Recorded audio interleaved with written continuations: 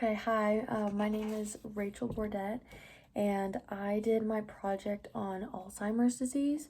I haven't had any family or anyone that I know who's had it, but it's something that I've heard of before, and it affects such a large amount of people, especially people older than 65. So I wanted to educate myself a little bit more on the topic because a lot of people just kind of associate it with kind of forgetting things, which is essentially what it is, but I wanted to learn more about it to know uh, really how the disease comes to be and how it develops. Um, so, when doing my research, I found that we don't exactly know the exact cause for Alzheimer's, and that there are a lot of different things that can increase the risk of developing Alzheimer's, such as age, for example. As you get older, your brain function your, doesn't work the same way as when you're younger. Your neurotransmitters, everything just is not as high functioning as when you're younger. Other head injuries, because since our brain is in charge of memories, not just like short term and long term, but also like remembering how to do basic motor functions, specific head injuries can also increase your chances of developing Alzheimer's. There's certain genes that are linked to Alzheimer's. However, if you have the the Alzheimer's gene, it doesn't mean that you always develop it. It just increases the likelihood of someone developing it, as well as just lifestyle choices. So, generally, when people are unhealthy, so not maintaining a healthy or balanced diet or not incorporating exercise into their lives, high stress, things like that, can increase the chances of developing Alzheimer's. So, through my research, I've learned that Alzheimer's is not just getting old and forgetting how to do things, it's actually proteins that either create or build up plaque around brain cells.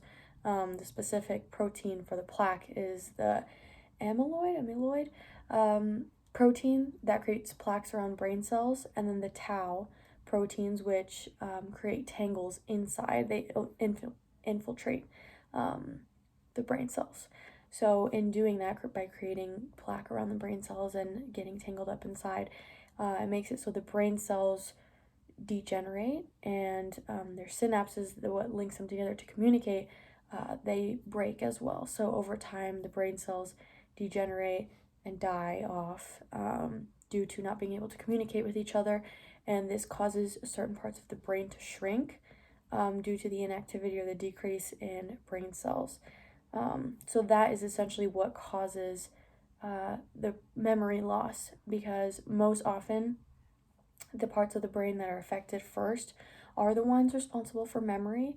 And that's why that is one of the most common, like, primary symptoms that develops from Alzheimer's. So the earliest signs or symptoms of Alzheimer's are just general forgetfulness.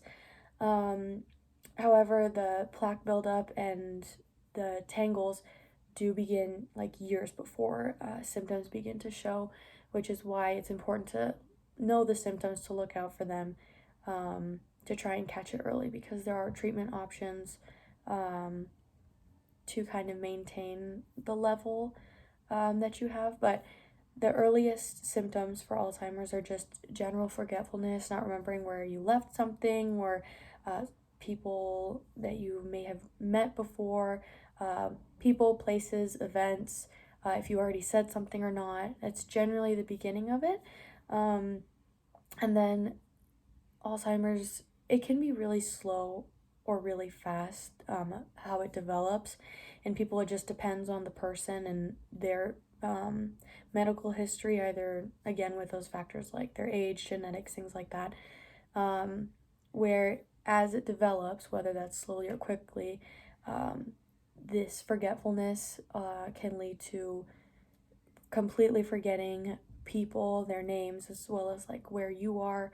It can also lead to delusions, So thinking things happen when they didn't, or hallucinations, seeing things that are not there, as well as most often people who develop Alzheimer's become pretty violent and have violent behavior due to the confusion and just disorientation. Um, and in that violent behavior, they can injure themselves because they have, as it develops, they also lack impulse control, and they just behave abnormally due to the confusion of this, how their mind is. And then the later stages of Alzheimer's is dysphagia, which is when they're unable to uh, chew, eat, or they have a difficulty swallowing, which leads to a lot of late weight loss. They have a hard time just moving around without help, and basic motor skills, which essentially it is your brain shrinking to where it forgets knowing how to do certain things like chew and swallow, um, and move yourself around. So essentially, it is just forgetting so much to a point where you no longer remember how to like function to sustain yourself. However, it's a little at that later point, that is what causes the death most often, for those who are diagnosed with Alzheimer's, due to the weight loss. This also, causes other parts of the body to shut down. Um, and while there is no cure for Alzheimer's, um, there are treatments that are available to people which, depending on how early you catch it, can help for a few years or up to 20 years. It just depends. Um, there are certain medications that help, that they boost the neurotransmitter levels as well as like regulating them, so keeping them at a normal level for the brain. Since what Alzheimer's does is essentially kill neurotransmitters if you take medication to increase those levels, depending on how fast those brain cells are deteriorating, that's how much of that medication you would take. So it kind of tries to balance it out for as long as it can, of course. But aside from that, mostly the treatment options are like different therapies, like speech and occupational therapy, just trying to keep your mind active and sort of practicing speaking, basic tasks, things like that, as well as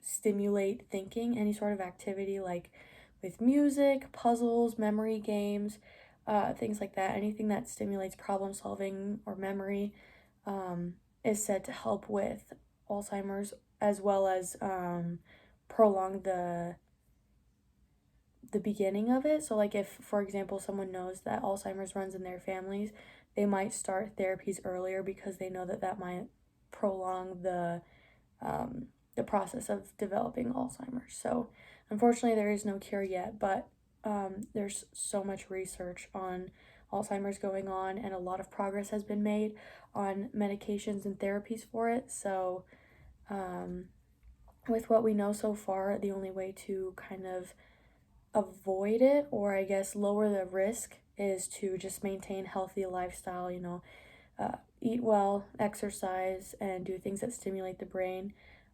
Sleep is very important, and just general health. So I'm really glad I picked this.